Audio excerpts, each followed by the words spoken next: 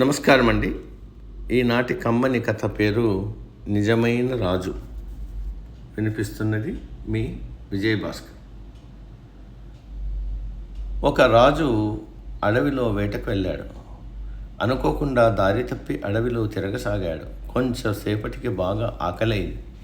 తినడానికి ఏమైనా దొరుకుతుందేమో అని వెతుకుతూ ఉంటే ఒక చోట ఒక కుటీరం కనపడింది.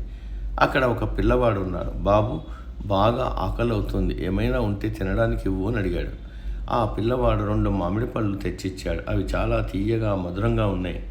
వాటి రుచి చూసి రాజు, అబ్బా, ఇలాంటి తీయని పళ్ళు ఇంతవరకు ఎప్పుడూ తినలేదనుకుని ఆ చెట్టు పళ్ళన్నీ తెంపి వెంటనే తీసుకురా అన్నాడు. లేదు, అవి ఎవ్వరికీ ఇవ్వకూడదు, మీలాగే ఆకలితో ఇక్కడికి వచ్చేవారి కోసమే ఆ పళ్ళు అన్నాడు బాలుడు. తన మాటకు ఎదురు చెప్పేసరికి రాజుకు కోపం వచ్చింది. నేనెవరో తెలుసా? ఈ దేశానికి రాజును. నా మాటకే ఎదురు చెప్తావా అన్నాడు కోపంగా.